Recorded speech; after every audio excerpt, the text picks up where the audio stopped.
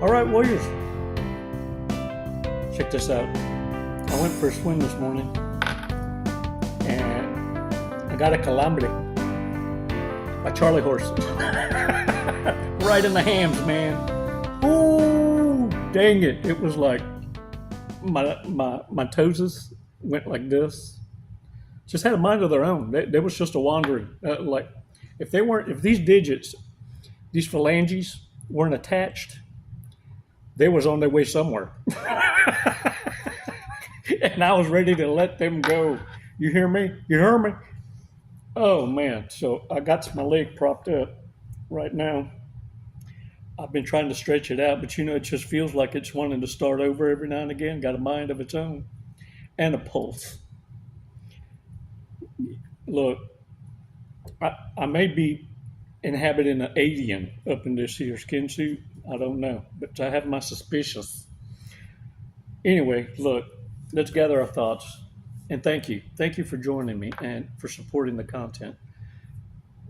First and foremost, let's start with a breathing exercise. Let's get ourselves where we're listening and not just hearing. Hearing is trying to find conviction, trying to find fault, trying to be the critic. When you start transitioning from hearing to listening, now you're taking your medicine and consciously controlling how you feed your mind. See, that piece of real estate has been pimped, and you're commandeering that space and taking your power back. Put it this way: stop giving a dirty joke more respect than the medicine you need to hear. And the reason it's so important is because narcissists are now rage baiting. I know some of y'all have taken note of that on YouTube. And it's being elevated and promoted. There's reasons for it. I'm going to share some insights with you. And I also got another article to read from you, an email we received on narcissistic personality disorder, coming now from a clinician, therapist, and someone who's experienced it. It's why, look, my hat's off to folks like Dr. Ramani. You can tell by the way she speaks regarding narcissism. And keep in mind, she has been speaking on this way before it became a thing. And talk about the pushback from her own peers, dealing with narcissists even amongst her own peers. Oh, talk about standing alone. Hats off and respect. Let me tell you, nothing but. You can tell the passion she has for wanting to save lives, for wanting you not to be hung up on a loop and use her voice of reason as a codependent therapist. No, she's wanting you to fly the hell off and become your own. And that's why I admire folks like that. See, there's certain things that we speak on that only a lived experience can have an insight on. And her having both a lived experience and pushback by professionals in her own field and still holding the line is admirable. So the truth she speaks is from the hip. And you know what? There's another thing I don't know how she cannot every now and again not lose Jesus up in this thing. You have to be disciplined in some kind of way.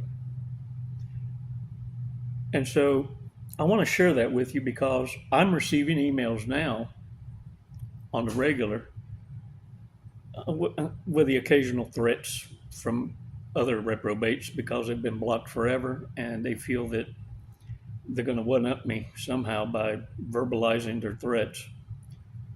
All they're going to do is find themselves being visited by a suit and tie because I do report. Oh, I'm a snitch. I got snitch vibes all in me. You feel me? And I've got the voice that will be listened to. That's what narcissists hate about you. That's why they fear you reporting, and it's why they got to scare you into a corner to be silent. Or I will, or I will, whatever, whatever, right? Right down to you've won when they start threatening you that they're going to self-harm. Oh, don't come to me with that advice or intent. I'm going to show you exactly how to do it for you don't cost taxpayers any money.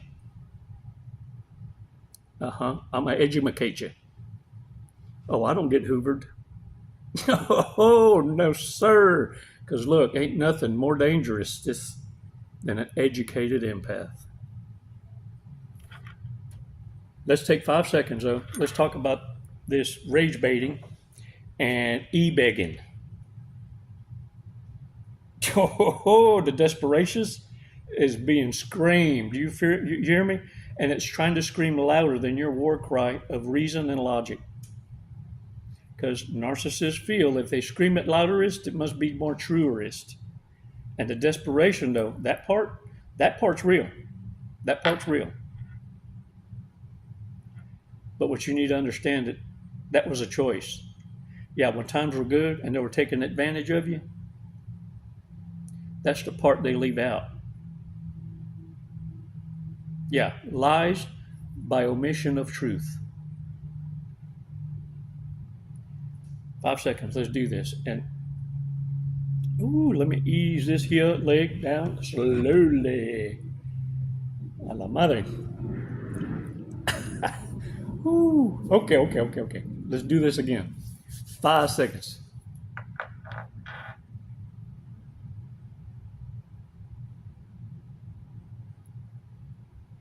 Release slowly.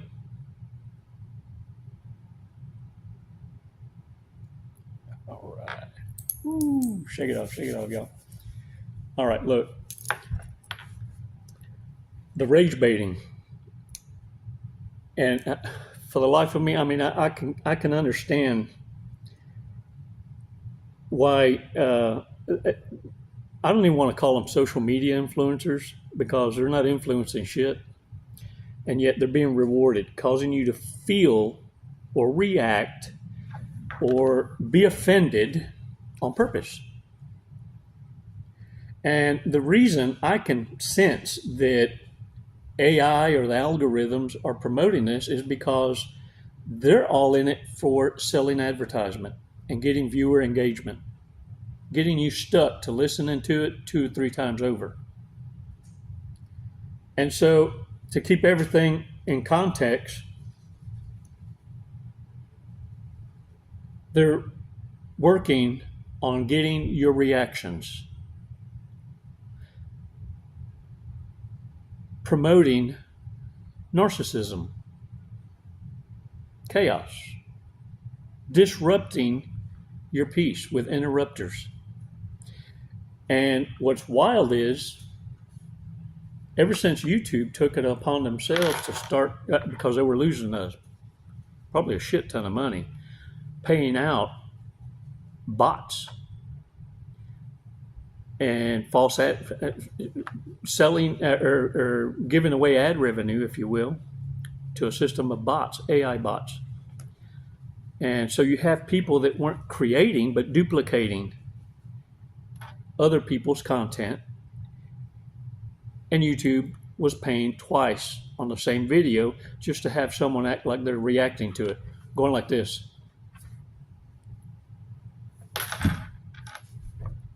And every now just cause a break in the edit, right? So when AI started catching on this and they rewrote the code on it, a lot of these content creators are starting to disappear because they're not being funded ad revenue for stealing or borrowing, if you will, content. What it is these narcissists have no way of creating content. They can only duplicatious it, rob it. And YouTube has caught on to that. So they started culling all these out. At the same time, though, what they figured out is you had data farmers selling subscriptions and views, because you have folks out here that caught on to the ego of content creators needing to show that they had a subscription that didn't exist. And you're seeing a lot of content creators having to recreate a channel and actually start creating content. And boy, was that an ego death unlike no other, because all they harp on is validations.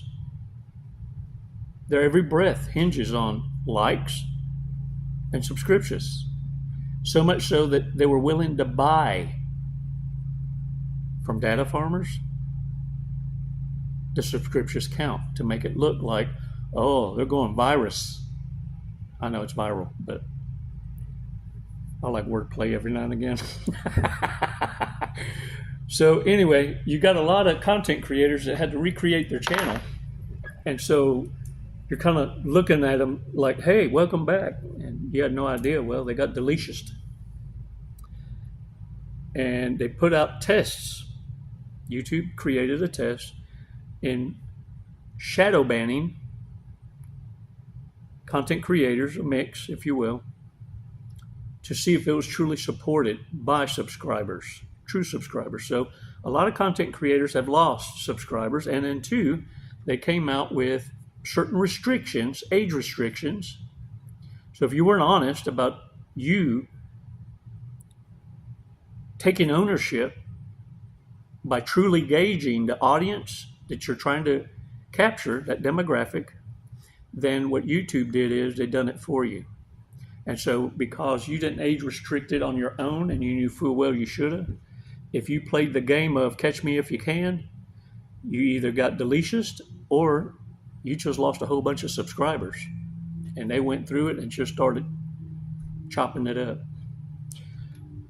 The dry begging now, e-begging I call it, you got a lot of content creators that quit their jobs and started full-time content creating in the scope of doppelganging others' work, that now seen their income drop by a third or 2/3.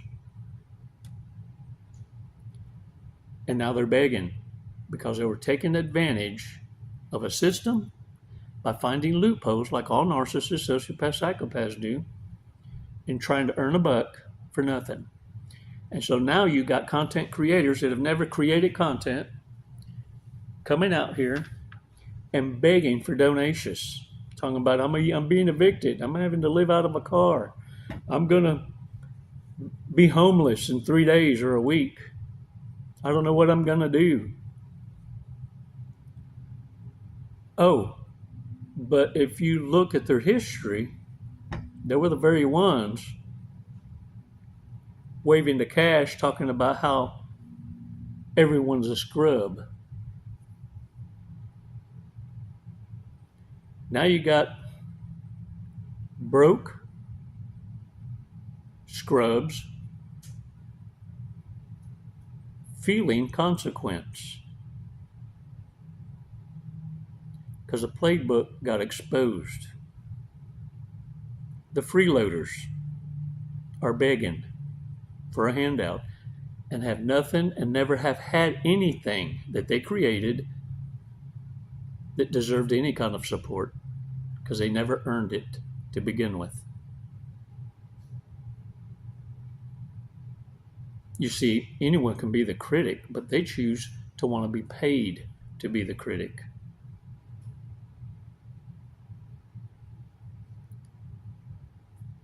Warriors, narcissists are flipping out, man. And we all know that the ultimate downswing of a narcissist is rage when they don't get their way. They're needing someone to bail them out. And what I need you to do is start paying attention to the details, the red flags of this disorder. It's not a disease. It's not maybe a pill can help you. Look, every now and again I'll tell y'all, some of y'all need to smoke some weed, keep y'all from slapping stupid people. just kind of slow down a little, because the matrix is rewarding the disorder. What's happening now is authenticity is being appreciated more and more, and viewer count is leaning more toward the human touch, originality. And because of that, now narcissists that were playing the game are starving out. They become very, very, very dangerous when the rug gets pulled out from under the feet because they feel they're entitled to it. See, what social media has done in mass is this. Narcissism has always existed since mankind has existed. It's just a word. Narcissist, sociopath, psychopath, borderline, histrionic, all them words didn't come about up until, maybe 25, 30 years ago. And it's now mainstream because of social media. More people are getting educated, and so much so using the word that it's damn near diluted. The thing of it is this: narcissist has always been amongst us. The Bible's always talked about it, called them reprobates, the ungodly, the bloodline of Cain. Yeah. Look at here. What's also happening is this: social media has allowed us to see the disorder in action, fighting for attention and being rewarded, but it also simultaneously provided us forever a footprint to be able to earmark and reference in the future when you do background checks on the reprobates, the narcissists, because now they can't change the past. It's forever. You see, narcissism got overconfident and being rewarded that they unmasked themselves. And what you're seeing now is consequence. Most of these content creators that have showed their ass and revealed to the world who they really are, yeah, especially those on OnlyFools, spreading the monkey for $5, yeah, they will not be able to recover. And now it's costing them, they can't even get this, entry-level jobs because of what they said or how they acted out on the Insta shit, on the Snap shit, on the Facebooks, on the X, the T app.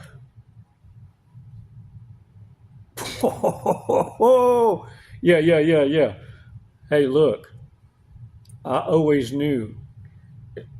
Look, if you offer an app, the only ones that have ever given even a Yelp review are the pissed off people, the rejects. And then you have compound interest on that because you got others, the leftovers, the ones that have never been picked, got something to say too because they bitter. Built like a linebacker, hadn't seen their fun spot because their gut done lapped over it. Got piercings forever and more tattoos than a tribal elder. Oh yeah, and got a trailer hitch on their nose because they want to look like the head bull in the herd, and wonder why they can't get a job. Warriors, in the next 5 years, entry-level jobs and white-collar jobs are going to be eliminated. Sharpen up on your people-in skills because customer service is where it's at, and trades. And anyone, now I'm saying everybody is going to have to re-gear and change the hustle. And the only ones that aren't going to make it are the narcissists and the sociopaths and the psychopaths. Now, I'm not talking all of them, because the high-functioning ones are already in a position. I'm talking about the reprobates that can't create and only destroy. The monkey jumpers. It's over for them. The strong shall survive. The rest, the evolutionary hiccups, the bloodline of Cain, the uh-ohs, the ones that the brain part of the jizz ran down mama's leg or she swallowed, they ain't going to make it.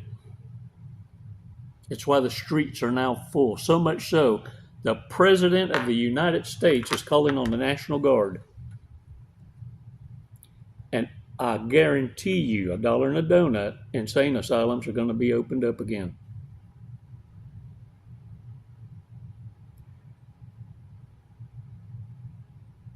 Warriors, let's read this. What are the biggest signs that someone has narcissistic personality disorder?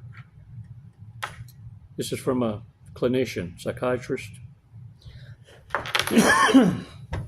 Physically, their bodies are either sticky or blotchy. I say they got a smell, like rotten egg, belly button cheese. A fancier, more accurate way of saying this is that pathological narcissism expresses itself in either an ectomorph or a quadrisomatic. The observation comes from Alexander Lowen's classic book on narcissism and is founded in Reichian ideas about how psychopathologies armor the body and arrange the breath.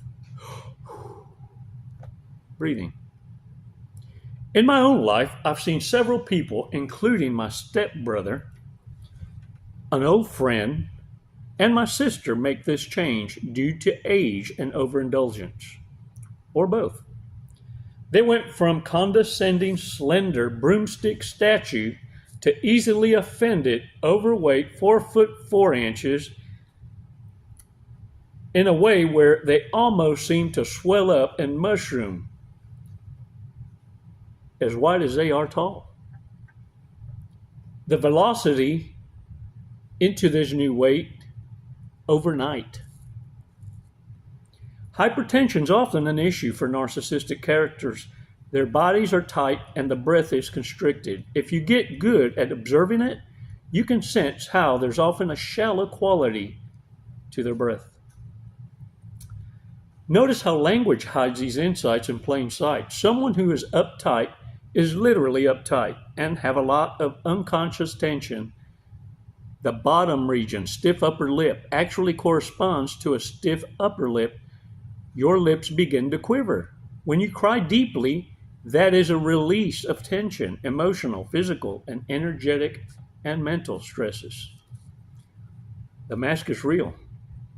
Look closely, and you'll see that the pathological narcissist carries a face which is more like a collection of rehearsed grimaces, that spontaneous human expressions and responses that they can't hide. Conversationally, just check for what is called BBC. Bragging, backstabbing, and complaining. BBC. This pattern emerges very soon. I find that all narcissists care to talk about falls in one of these categories, sometimes a mix of them. Condescension is, for instance, the holy grail of all three, whereas flattery is both them bragging in the form of judging your positive traits, but also setting you up for the betrayal. Energetically, do you feel under the searchlight? There's a probing type of unpleasantness to their attention. You're being observed and assessed. Their tactic will be to keep you on your toes, inattentive. But in moments of silence, you would otherwise observe a kind of eerie predatory leer on you looking for weaknesses. This is one of the easiest things to miss for those of us who don't have the possible exploitation of others in mind when we meet them, and don't really like to think that a good deal of other people may have. Your nervous system will spike in the presence of predatory intent. Don't mistake this excitement for attention. I repeat, don't mistake this excitement for attraction. Your nervous system always being in alert is an indication you were probably around this kind often, latent hostility a lot. Connect to your breath and navel and see how they are responding. Know your body. Look for anchors in a sense of connection, earned trust. Then you can share vulnerability. I may add to this. When you get to a position where you're actually able to identify toxicity on the hoof,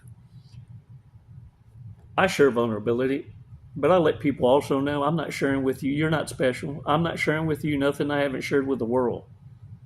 On my channel, there's over 6,000 videos and shorts that speak of my journey, how I came to be with this knowledge. Yeah, I was rode hard, put up wet, raised in the insane asylum, like many of you. Can't make this shit up. But I also let the reprobates in front of me know that the only reason I'm sharing is because I can't wait to see who's going to use it and weaponize it against me. And then you can see that bottom lip quiver, because it's those microaggressions I'm looking for. 90% of communication is through body language. Coming from narcissists, the other 10%, what they speak is a lie. Learn how body language speaks volumes. Because when you tell a narcissist exactly what they're thinking, it disrupts their operating program. Because they planned on using it all against you, and now you're calling them out before they had a chance, pisses them off. Because all this information they were absorbing to use with you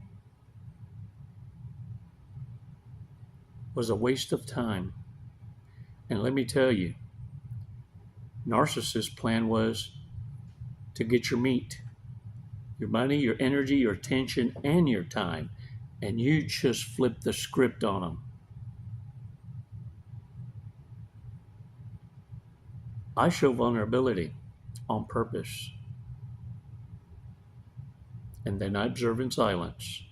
I don't personalize it, but deep down inside, I already know their timeline.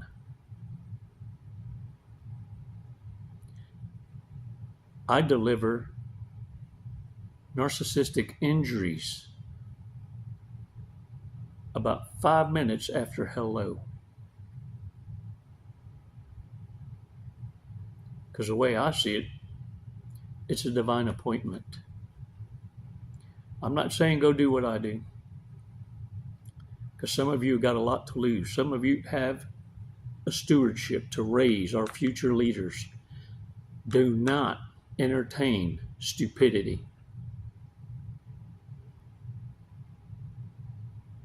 What they want to do is distract you and keep you from educating that next generation, because they're already feeling the pinch, the pushback, and they're dying back. They're starving. These emotional tampons have run out of time, because you're no longer playing by those kind of rules. You stop becoming They're entertainment. And now you're the one being entertained. Hold the line. You got the fire watch. You're doing a fantastic job. And look, don't forget to go and support those content creators that are truly engaging with you and saving lives.